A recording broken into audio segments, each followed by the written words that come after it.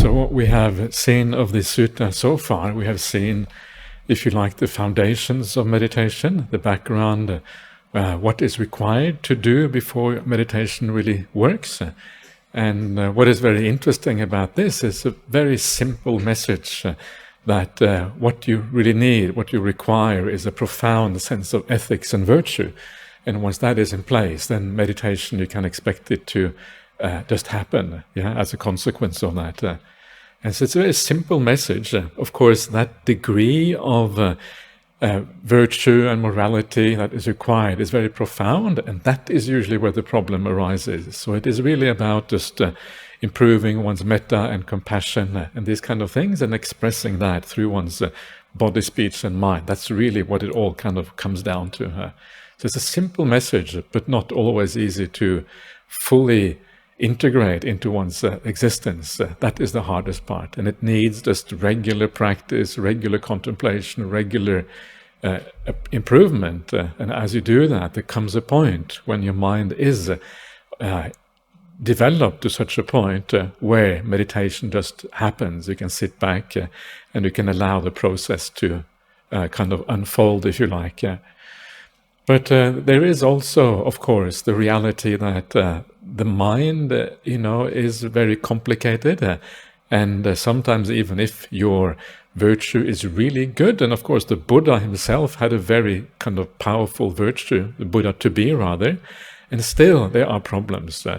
And so we come to meditation, we still want to be able to deal with the little issues that arise. Why doesn't the mind get unified? Are there little tricks we can use? How do we need to perceive the world? How do we need to intend to guide the mind in the right direction? So there is a little bit of this idea of nudging that I was talking about before. Nudging the mind in the right direction, setting it up in the right way, and these sort of things, which then allows the mind to bypass some of these hindrances and blockages that arise. And these hindrances and blockages are usually known as upakilesas in the suttas. And this is why here, this is called the Upakilesa Sutta, because it is all about these refined hindrances that happen usually around this stage, where you have nimittas, you have lights in the mind, and those lights disappear. This is where these hindrances, these very refined little things actually start to appear. And upakilesas, they are, in the suttas, you will find upakilesas like here, where it refers to a range of issues that can arise in the mind. Elsewhere, the word upakilesa is used to as a term for the 5 hindrances. So this, what we're seeing here, is really just a further division of the 5 hindrances. Looking at the 5 hindrances from different angles, this is what this really is. In other words, honing in on what the real problem is, not just saying it is a hindrance, but maybe we can be more specific about it. Upakilesa is also used in the Vatupama Sutta, the simile of the cloth, Majjhima Nikaya number 7, another beautiful discourse about the mind.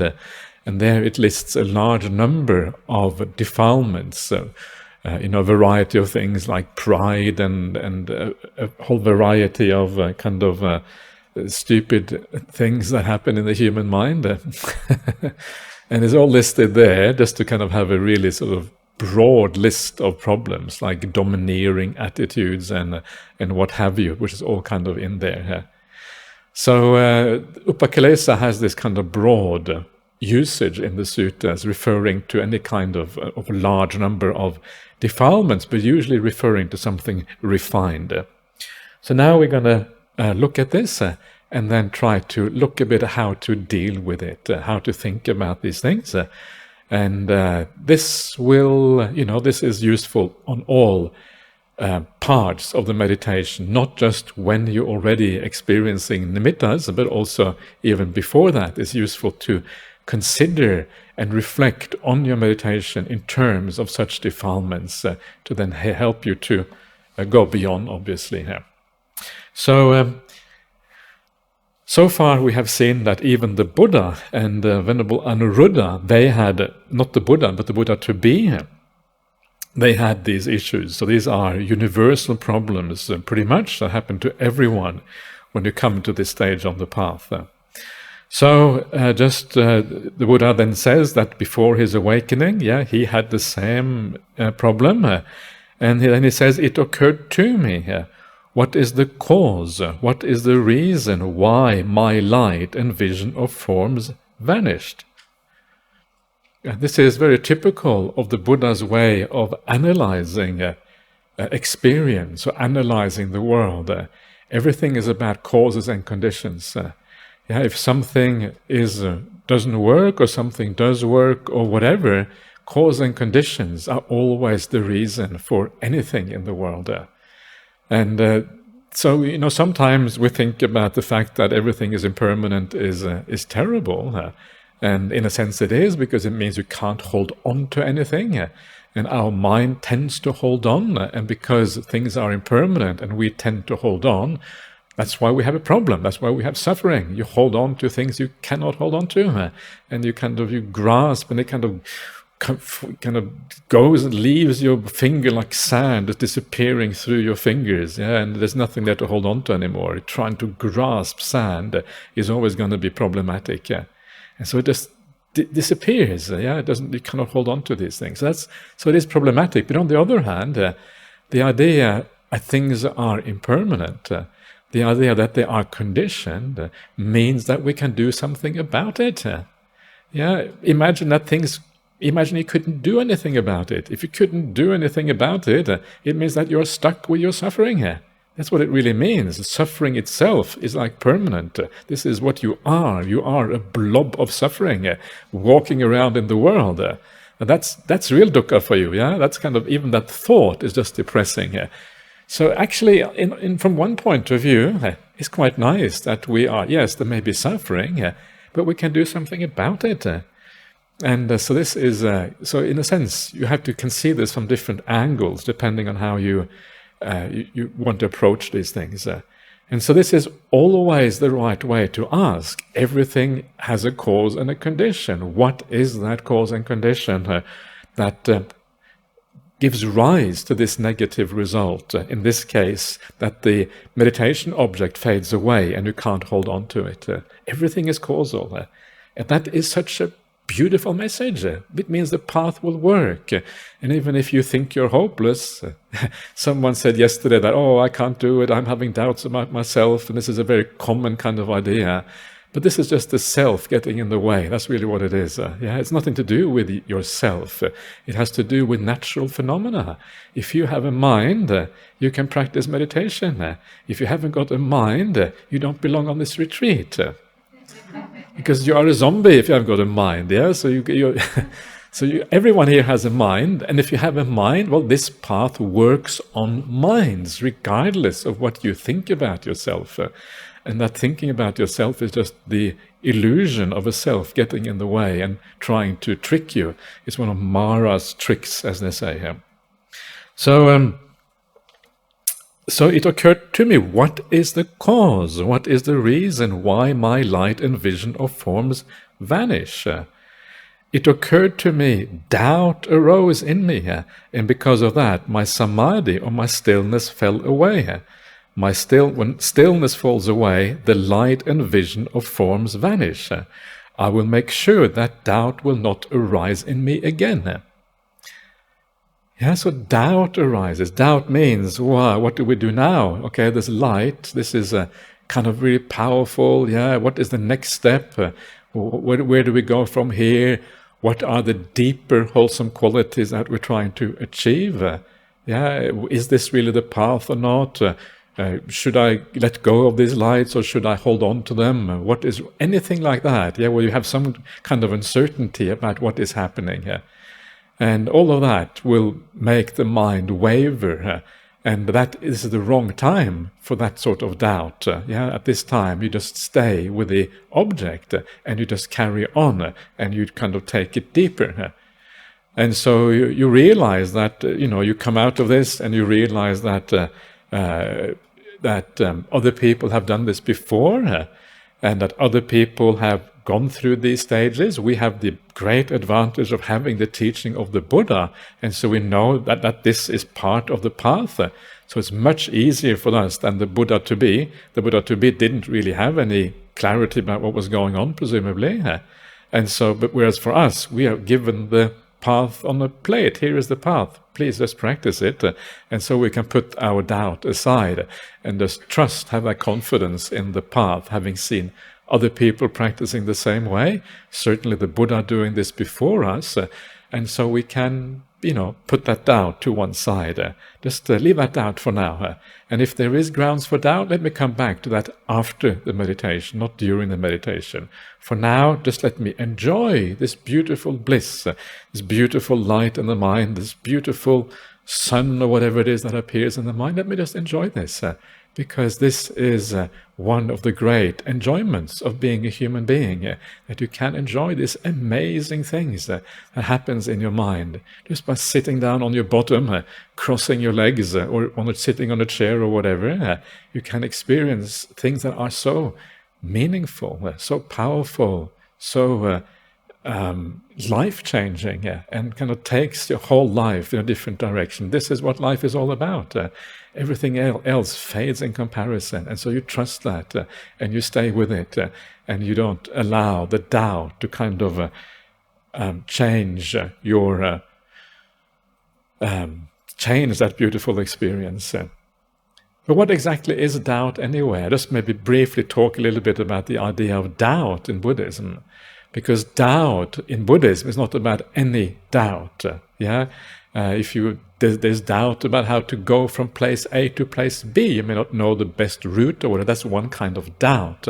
That's a worldly kind of doubt, or the doubt about the best kind of food for you to eat, etc., etc., how much coffee you should drink or not drink, these kind of things. These kind of doubts are worldly doubts, and they are not really what this is about.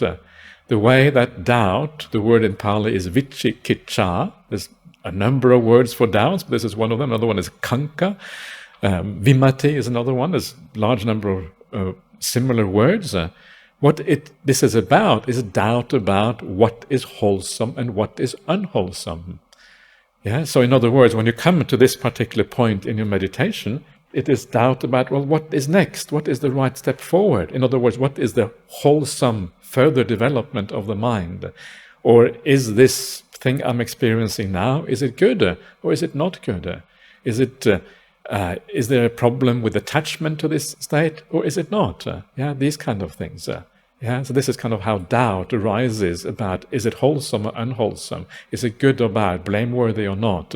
Is it leading me onwards or leading me backwards? So all of these kind of things, that is the doubt we're talking about here. It's a very specific kind of doubt, spiritual doubt, if you like. And so that is what we need to put aside. All the other doubts in the world, they are kind of irrelevant.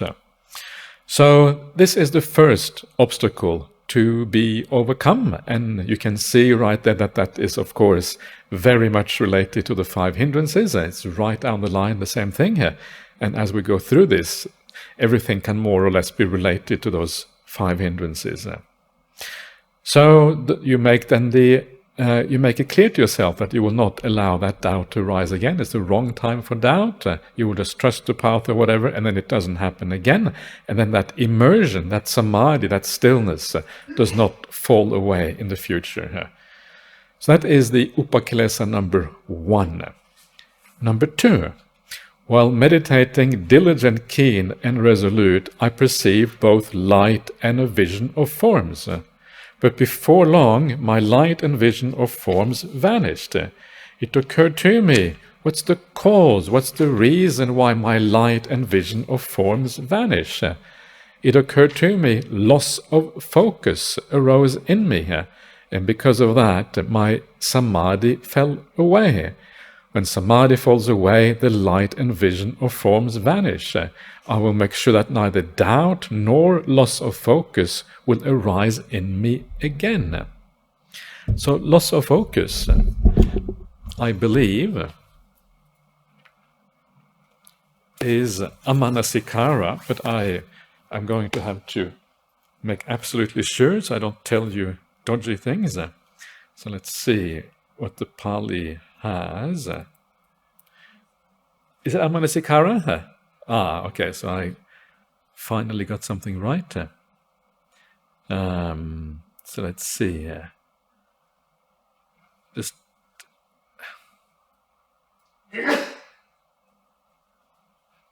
yeah, so Amanasikara, so there we are. So it's nice for me to have it on my screen here so I know what is going on. Okay, so Manasikara, this word in Pali, is related to manas. Manas is mind, and kara is like to do. So it's like the doing of the mind. And it's usually translated in English as attention. Yeah, because attention means that you are putting your mind onto something. You attend to that thing. Yeah? So it's like the work of the mind or the doing of the mind. Yeah, this is very closely related to the idea of Chaitana. Chaitana is intention. And so Manasikara, Chaitana, and these kind of things. So this is all part of Sankhara because you're using your mind in a certain way, different ways of thinking about Sankhara. So, so here, this is like a loss of focus, yeah, like a loss of attention, not attending to the right thing. You kind of your mind kind of wanders off. Your mind loses maybe a little bit of interest for some reason. If you're really interested, you wouldn't lose your attention. And so one of the ways of doing this is just to overcome this, is to just remind yourself of how interesting this actually is. Yeah, stay with it, and that all other things in the world, they fade in comparison to this, in terms of what is interesting or not. Things in the world are just not that interesting. By the world, I mean the five sense world outside of meditation. There's nothing really there. Yeah, we make so much out of this world as if it is really interesting, but actually we just keep on going round and round and round, not getting anywhere in that world. So you understand what is truly worthy of attention, and you don't you don't buy into some of these other things. So loss of attention can happen for a number of reasons. It could be that, okay, now I've been with this object for a while, and then maybe a thought arises in the mind because of, whatever it is, because thoughts are always kind of there in the background waiting to emerge because of all the conditioning from the past. So thoughts are always can possibly arise at any time like this. Or it can be an external impingement on the senses, like a sound or something like that, and then you attend to the sound. And the moment you attend to the sound, well, you lose your attention on the object, the light and the form. And so all of these things, and then you just remind yourself that these other things are not actually really interesting. And if they are interesting, well, I can come back to them after the meditation. Or if they're not interested, but if they need to be attended to, put it that way, I can do that later on. Now is not the time. And so you just make it clear to yourself that what is important here is what you're doing now. This is where, you find real something that actually is going to make a difference in your life, and the other stuff is actually far less significant. So you reprioritize. Now is the time for this, and not for all the worldly stuff. So again, it's about simple things like this that then helps you to stay with the object and not losing your attention. The amanasikara doesn't arise. So then, when you think like this, neither doubt nor loss of focus arises again in the future. And then while meditating, dullness and drowsiness arose in me. And again, the same sequence. I will make sure that neither doubt nor loss of focus nor dullness and drowsiness will arise in me again.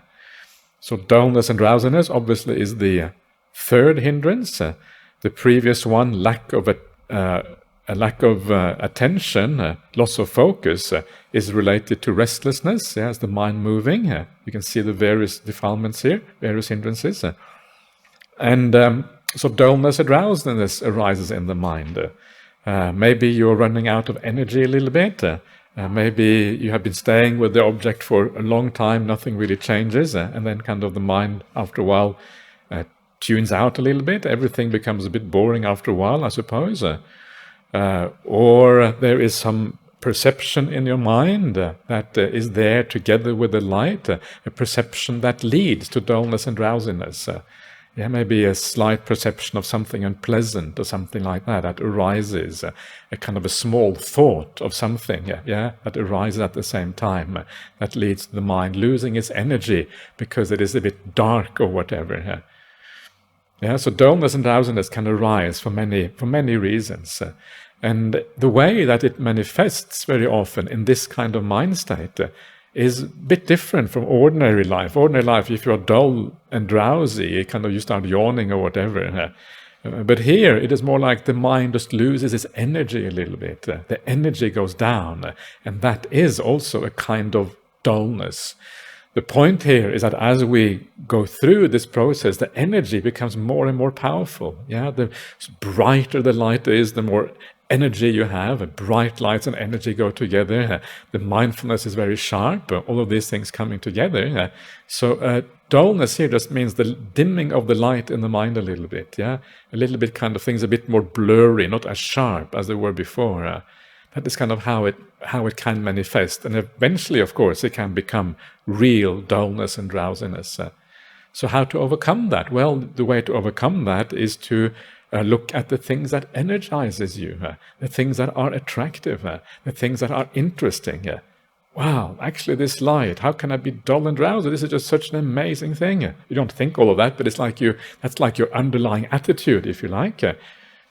And then, just by focusing on that light, understanding, seeing it as something beautiful, attractive, meaningful, purposeful, leading to all that is good in the world. This is everything, right? And then getting that perception into your mind and then focusing on that object in that way, and the dullness and the drowsiness will tend to fade away. There's also, it's interesting with meditation practice is that depending a little bit on the time and place, meditation can take many kind of trajectories, if you like. You sit down, but one kind of trajectory is that meditation kind of goes in like a wave. It goes it goes deeper and deeper, you become more and more still. As you sit back with mindfulness, you're waiting for the meditation to work, and gradually it just deepens by itself. But then it kind of plateaus. And then it's almost as if the mind withdraws from the meditation after a while. It kind of goes through this cycle, this wave almost. And so one of the things about meditation is to try to perceive those natural cycles of the mind and then go along with those cycles. Don't try too hard to resist them. Don't try too hard to prolong the meditation when kind of the mind wants to come out. Sometimes the mind is just, okay, now is the right time to come out. And then when you come out, do something else for a while before you try to do more of the stillness meditation, because the mind kind of goes through natural kind of inclinations, if you want, natural things that it is attracted to. And there's only so much stillness meditation that you can do before the mind starts to rebel and it wants to do something else. And the reason is simply because the sense of self starts to assert itself and all of these kind of things. So go with the flow a little bit. Feel what is natural. Don't have a predetermined idea of what is right and what is wrong. Because very often going against nature, going against how the mind works, it just creates conflict within yourself. And then that conflict means the meditation becomes less interesting, less nice. And then you undermine the whole thing. So try to feel what is going on, experience, okay, this is what works. Then come out of the meditation, do something else. What is that? It can be do some walking meditation, do some reflections and contemplations on the sutras that we have been doing, death contemplation, impermanence, metta, whatever it might be. Go into a different area, something which is a bit more active than what you did before. And then when you feel that the mind feels ready, you come back to the cushion and then you do some more, maybe breath or samatha of whatever kind, where you're stilling the mind again. Following the ebbs and flows of the mind. This is the kind of wisdom that you want to develop within yourself, ideally. And so here, the dullness and drowsiness could also be a result of the mind kind of having gone through this kind of peak, and now it's kind of on the way out, and it's losing some of its interest. Okay, so maybe now You kind of feel the end is coming. Okay, let me do something else for a while. And then you come back again later on.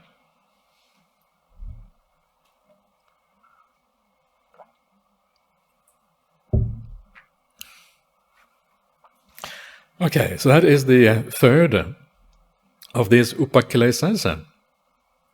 And coming to number 4, while meditating, terror arose in me. And because of that, my immersion or samadhi or stillness fell away. When samadhi falls away, the light and vision of forms vanish. Suppose a person was traveling along a road and killers were to spring out at them from both sides.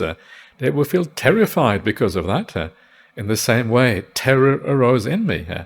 I will make sure that neither doubt, nor loss of focus, nor dullness and drowsiness, nor terror will arise in me again.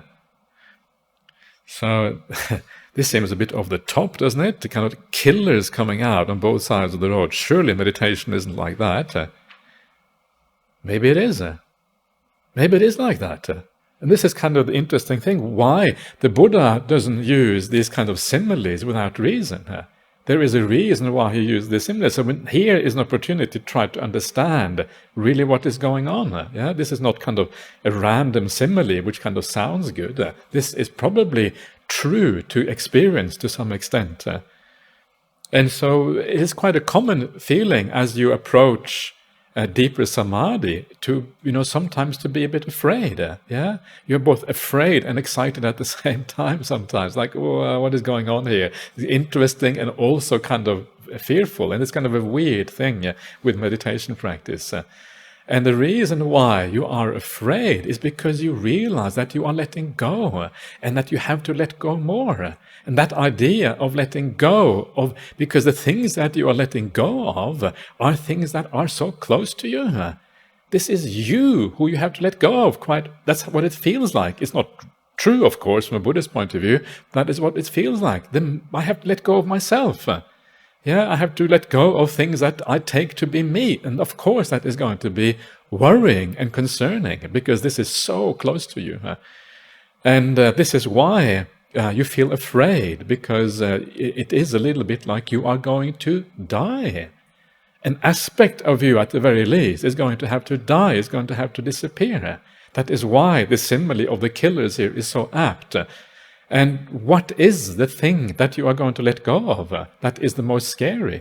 And that most scary thing is the doer, is the will, is the ability to be the agent in the world who controls your life.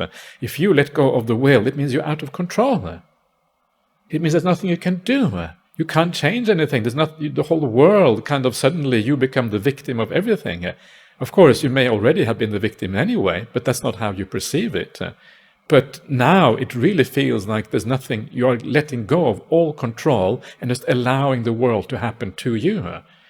And this is why this is so scary, because this idea, this identity with the doer, a sense of being the doer, is so profoundly ingrained in us that giving it up feels like a kind of suicide. And so many people, this is why many people, when they actually do attain a samadhi eventually, they think the self is gone. Yeah, because the doer is gone, it feels like the self is gone, because that's where we invest by far the most of this sense of self, in the doer. That's actually where it is, what it is tied to usually. So many people will say, okay, I'm enlightened now because the doer is gone. No more doer, I must be enlightened. Yay, I found the universal mind. Hooray, I'm enlightened. And this is the standard way for people to perceive samadhi, as enlightenment.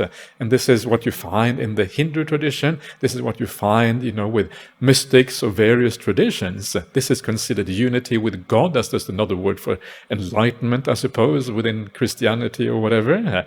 And then in Hinduism, it is termed slightly differently, but Brahman is also a kind of God.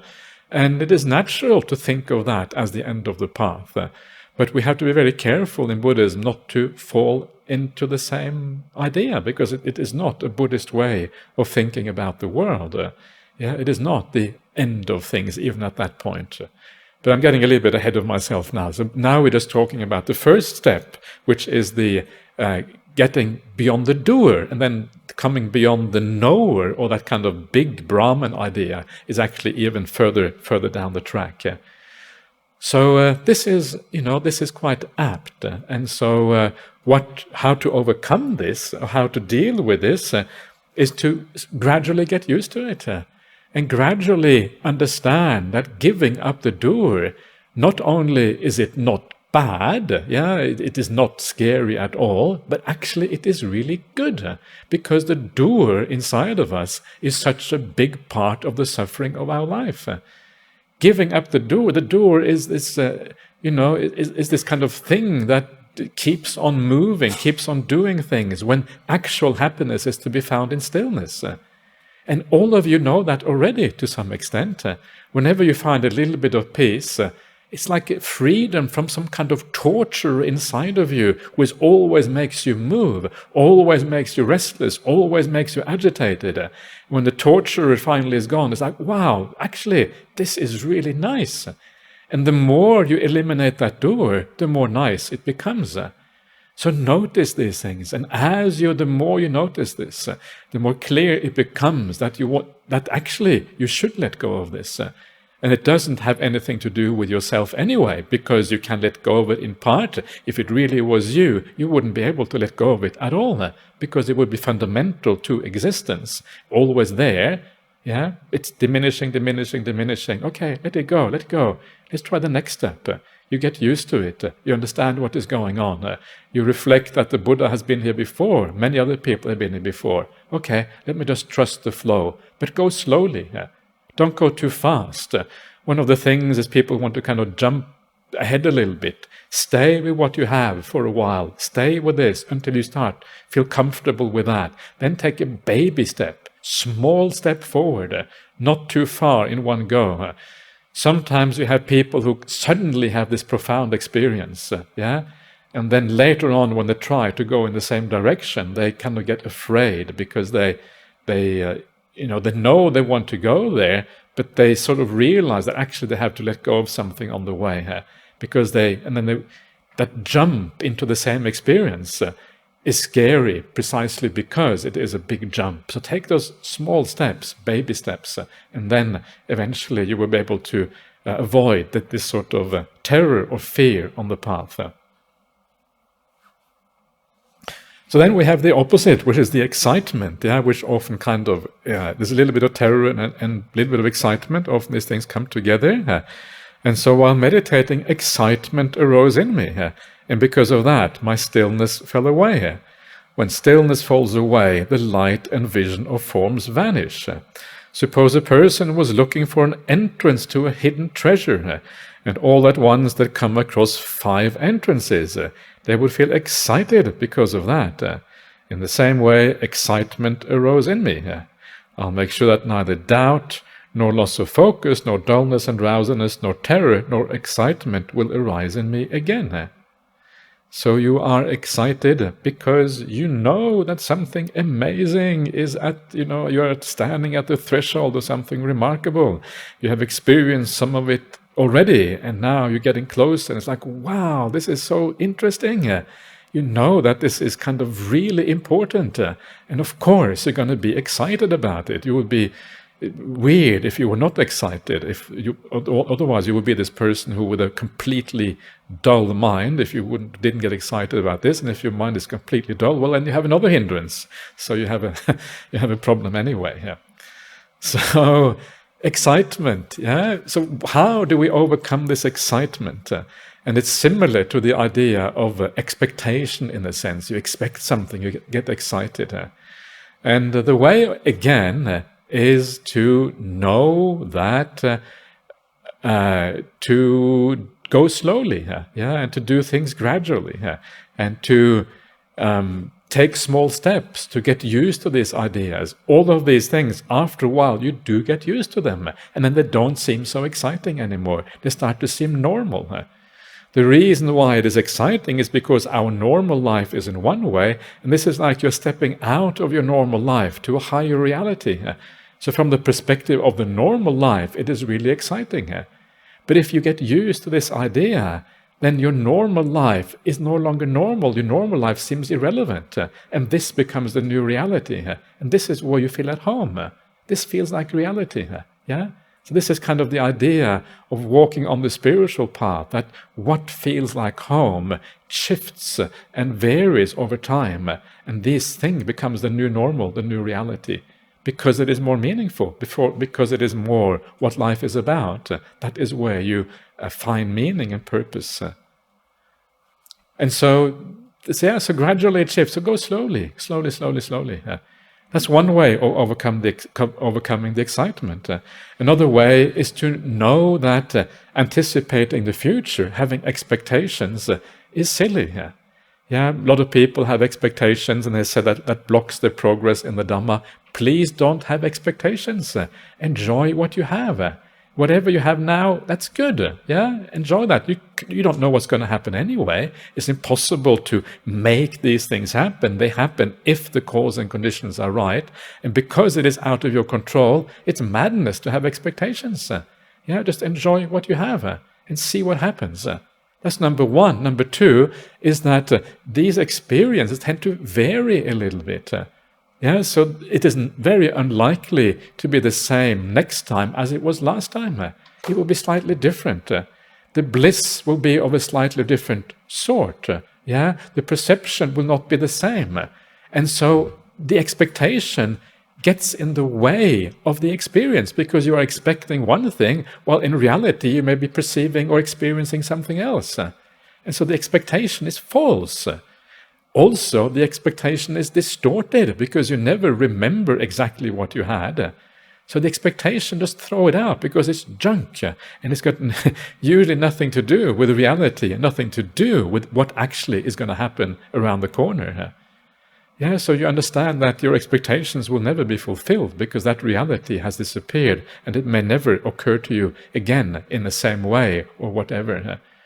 So all of these things, just point you to kind of, okay, let go of all of that. Let me enjoy what I have. And then when you enjoy what you have, then new experiences, different experiences, things will happen, at some point. You don't know when, but things will eventually happen, as long as you keep on practicing the whole path in the right way. And then you have the simile again. The simile here is about you find a treasure, with 5 entrances. So, of course, the treasure of the Dhamma, the treasure of Samadhi, the treasure of that we are looking for on the Buddhist path is far more interesting than any of these worldly treasures. This is the real treasure, obviously, because it gives rise to the highest kind of happiness, and the highest kind of happiness is the real treasure. 5 entrances. Why are there 5 entrances?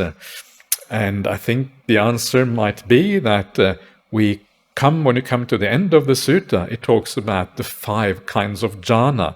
4 jhanas plus the 1.5 jhana. First jhana, 1.5 jhana, second jhana, third jhana. And so there's 5. There's a slightly different scheme for looking at the Samma Samadhi, the 5-fold Samma Samadhi. And that's probably why there is 5 here. That's my guess anyway. And these are all kind of entryways to Nibbana, and that's why they are 5 entrances. So that is the excitement and how to deal with excitement. Then we come to the next one. While meditating, discomfort arose in me. I will make sure that neither doubt, nor loss of focus, nor dullness, nor drowsiness, nor terror, nor excitement, nor discomfort will arise in me again. So discomfort here can be of various kinds. There can be, for example, maybe it can be a sound that penetrates, and that is a kind of discomfort. Because it kind of detracts you or distracts you from your meditation objects. There's a discomfort coming through the ear, and that discomfort, then the mind pays attention to that discomfort.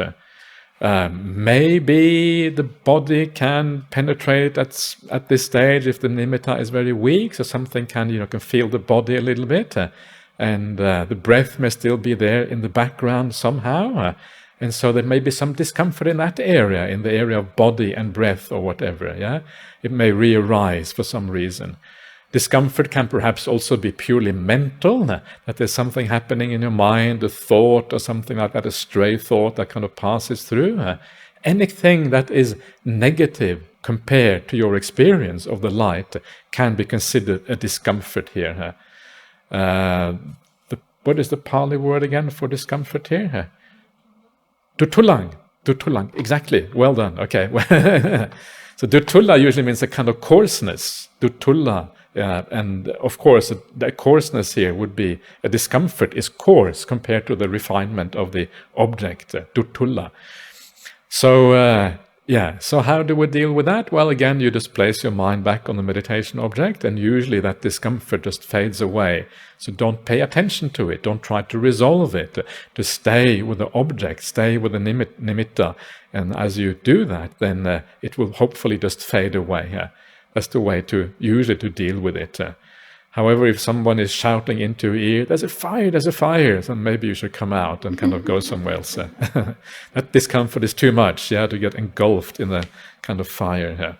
Actually, there's high fire danger today, is that right? Yeah, okay. So, there you are. So, these things happen, especially in Australia. Okay, so that is the discomfort. Then next one, while meditating, excessive energy arose in me, and because of that, my stillness fell away. When stillness falls away, the light and vision of forms vanish. Suppose a person was to grip a quail too tightly in their hands, and it would die right there. I will make sure that neither doubt, nor loss of focus, nor dullness and drowsiness, nor terror, nor excitement, nor discomfort, nor excessive energy will arise in me again. So excessive energy is a little bit like you are still doing a little bit in your meditation. There's still a little bit of force being applied. You're not relaxing enough. You're not just allowing the process to happen, but you're still using a little bit of willpower. So you just need to sit back a little bit more. Sit back and be rather than do. Be a human being, not a human doing. This is Ajahn Brahma's famous saying. We are mostly human doings, but we want to return to be human beings.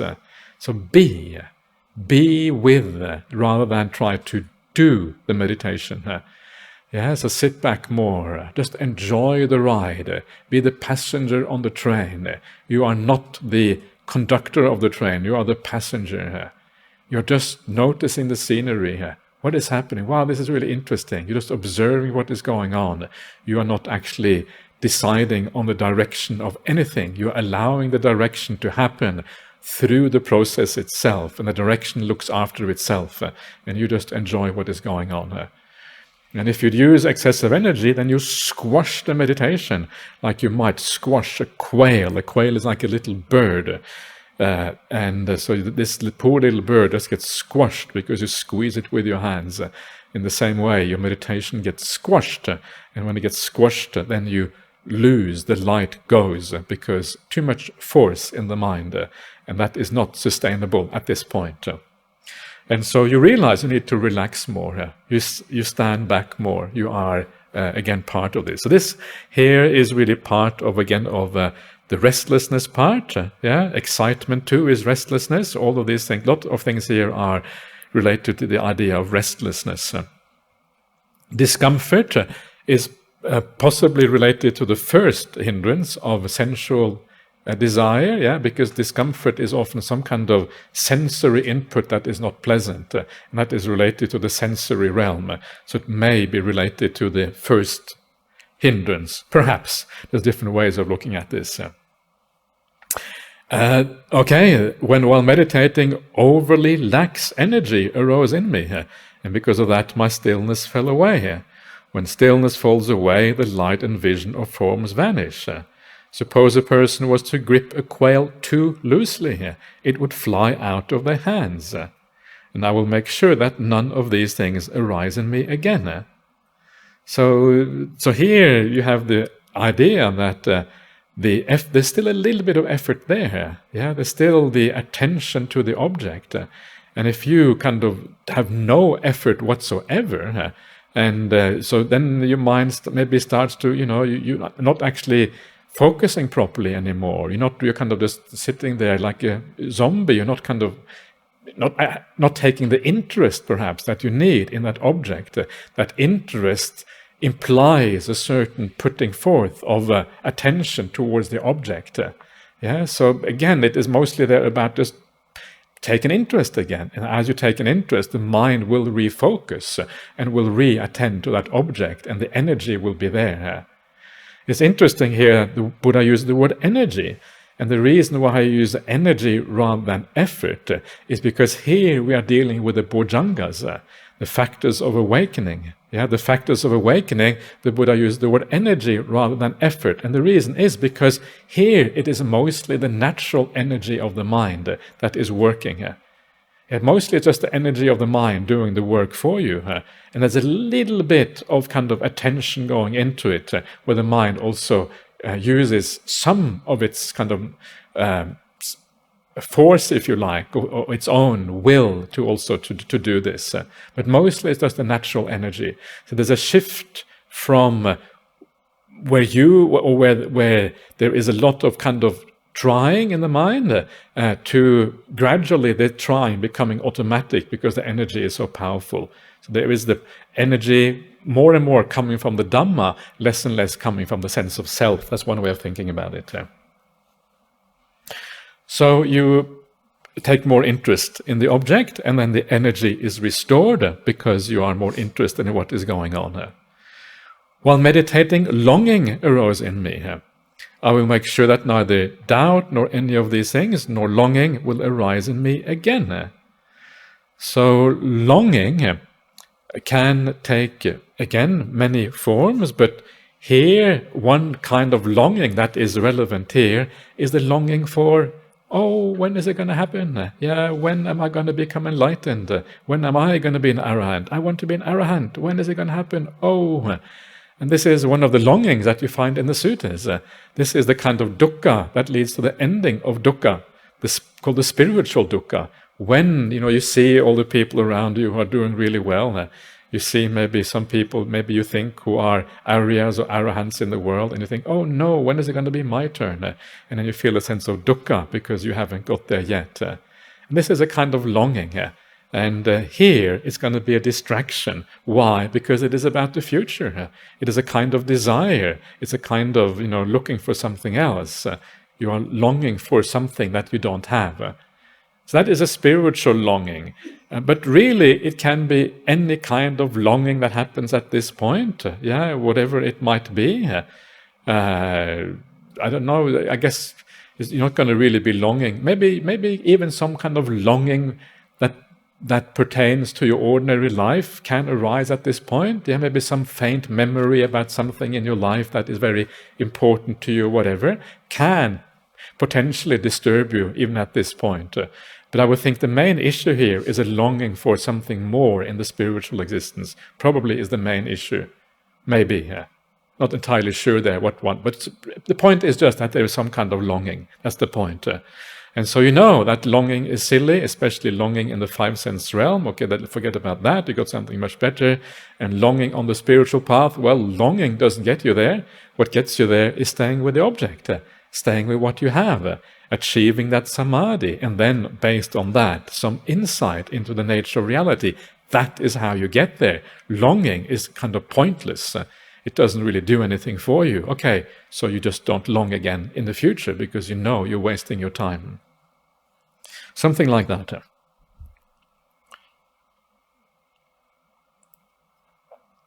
Okay, so that is... we're coming to the end of these upakilesas. So longing is a kind of restlessness or a kind of sensual desire, perhaps, so in those two areas. I think the only defilement, or the only of the five hindrances that does not come up here at all is ill will. Ill will seems to be left out because it has to be kind of banished before you get to this point. So while meditating, perceptions of diversity arose in me. I will make sure that neither doubt, nor loss of focus, nor dullness and drowsiness, nor terror, nor excitement, nor discomfort, nor excessive energy, nor overlax energy, nor longing, nor perception of diversity will arise in me again. So there is the full list of these 10 upakilesas that you find in this sutta. So perception of diversity means that your mind is focusing on more than one thing. The idea here is to get to the ekodi bhuta chitta, or the chittassa ekaggata, the oneness of mind, ekatta. This is what we are trying to get to. This is what is the meaning of samadhi, the full unification of the mind, not the diversity of the mind. And so if you see diversity, the more diversity you see, the more problematic it is going to be for that meditation. And that diversity at this point can be very simple. It can be, for example, if you have a nimitta, it can be something like seeing the edges of the nimitta rather than the center of the nimitta. Because at the edge, well, there is diversity because there is the nimitta and then there is what is not the nimitta. Yeah, so there is a sense of diversity right there. So what you want to do is only perceive the nimitta, only focus on that thing at the center, at the bright part, the best part of this thing that you're seeing in your mind.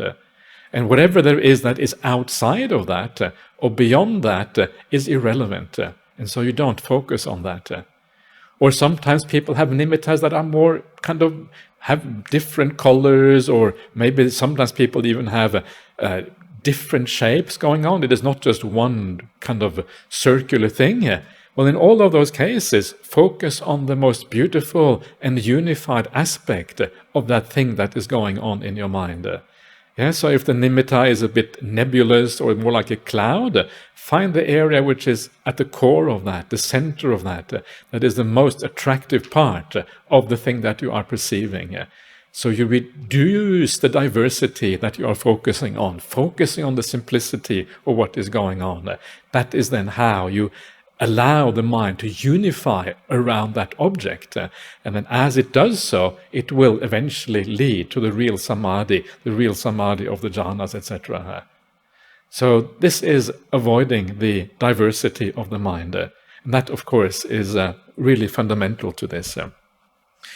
So one more, is that right? What is the last one here? Excessive. Okay, so this is the last one. So let me do the last one as well. So we have done all 10 of these upakilesas. While meditating diligent, keen, and resolute, I perceive both light and visions of forms. But before long, my light and vision of forms vanished. It occurred to me, what's the cause? What is the reason why my light and vision of forms vanish? It occurred to me excessive concentration on forms arose in me, and because of that, my stillness fell away. So, excessive concentration of forms. I think the Pali word is upanijayati or something, I think is the Pali word for that. And it seemed to mean something like staring. Yeah? So you are staring on the form. So too much focus, too much interest in the form. And so the form here is the shape of what you are watching. So if it is like a sun, you are concerned about the shape. But really, you should be concerned about the light, or concerned about the attractiveness rather than being interested in the shape. The shape is kind of irrelevant. The shape doesn't really matter. It is good to have a shape. We'll see that later on, because a shape helps you to focus. But it is the light here that is the brilliance of the mind, that is a reflection of the purity of the mind and the attractiveness of that mental state as you have it. And so that should be the main aspect of what you enjoy and what you are attracted to. So if you focus too much on the shape, then kind of you lose the attraction or the focus on what is truly beautiful and attractive, and then your mind is going in the wrong direction because of that. So just bring it back to the light, bring it back to what is truly attractive in this experience. When stillness falls away, the light and vision of forms vanish. I will make sure that neither doubt, nor loss of focus, nor dullness and drowsiness, nor terror, nor excitement, nor discomfort, nor excessive energy, nor overly lax energy, nor longing, nor perception of diversity, nor excessive concentration of forms will arise in me again. So, those are the 10 upakilesas. is that a definitive list or not? Well, of course, these things can always be divided more, they can always be divided less. There's an endless number of ways that these things can be expressed. But you can take it that if the Buddha focuses on these 10 things, that these are probably the most likely areas where you will have problems. And so it's a useful list from that perspective. It only occurs in this one sutta, so we shouldn't make too much out of it. The most important way of thinking about upakilesas is the 5 hindrances, and this is just like a kind of a helpful tool to investigate the 5 hindrances in greater detail. So that is all for now. Please enjoy your lunch, enjoy your meditation, and we'll see you back again at 3 p.m. this afternoon.